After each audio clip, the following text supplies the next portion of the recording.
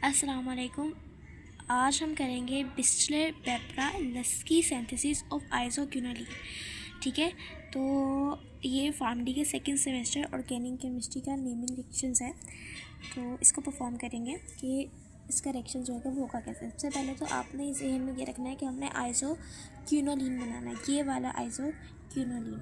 ठीक है, उसके लिए हम एक ऐसा कंपाउंड लेंगे जिसके साथ एक बेंजीन हो और उसके साथ जो है वो कोई अमाइन अटैच हो। तो हमने लिया फिनाइल एथाइल अमाइन और साथ हमने लिया 2-फॉर्माइल क्लोराइड।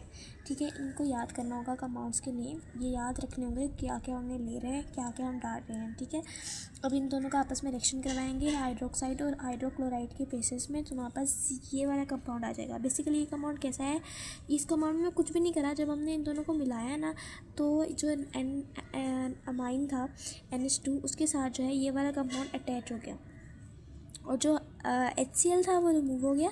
ठीक है, क्योंकि उसको जो है वो ये लिविंग ग्रुप होता है क्लोराइड, इसलिए ये रिमूव हो गया और हमारे पास ये कंपाउंड बन गया N-फॉर्माइल 2-फेनाइल एथाइल अमाइन। ठीक है, उसके बाद हम नेक्स्ट स्टेप पे मूव फॉरवर्ड हो जाते हैं। तकरीबन 4 स्टेप में ये रिएक्शन जो है हमारा हो जाएगा। ठीक है, नेक्स्ट स्टेप में क्या होगा कि वो वाला कंपाउंड यहाँ पे आ गया। अब यहाँ से एक हाइड्रोजन रिमूव हो जाएगा, इनॉल। ठीक है, इनॉल फॉर्म में लाने के लिए एक हाइड्रोजन रिमूव हो जाएगा और जब हाइड्रोजन रिमूव होगा तो ये नाइट्रोजन अपना हाइड्रोजन इसको दे देगा।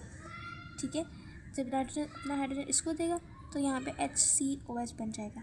ठीक है, ये वाला कंपाउंड बन जाएगा। ये स्टेप याद रखना है, चाहे तो उसको लिख भी लिया करो ताकि ज़हन में भूल जाए, याद रहे कि हर स्टेप में क्या क्या हर रिएक्शन में क्या क्या स्टेप्स हो रहे हैं और क्या क्या याद रखने हैं। ठीक है, उसके बाद हमारे पास यहाँ पे एक लाइन है, क्विनोलिन जो होता है वो मलेरिया के ट्रीटमेंट में इस्तेमाल होता है। उसके बाद हम नेक्स्ट स्टेप पे मूव फॉरवर्ड हो जाते हैं। वहाँ पे ये वाला कंपाउंड है। अब यहाँ पे पेंटा ऑक्साइड के पीसेस में जब हम इसको ट्रीट कराएंगे N-फॉर्माइल 2-पेंटाइल अमाइन इनोल को, तो हमारे पास ये 3,4-डाइहाइड्रो आइसोक्विनोलिन बन जाएगा।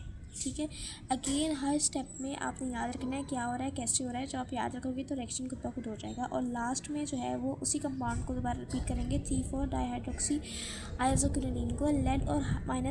लेड और 2 हाइड्रोजन जो है ना यहाँ से ये निकाल देंगे, क्योंकि हाइड्रोजन निकालेंगे तो ही तो आइसोक्विनोलिन बनेगा ना।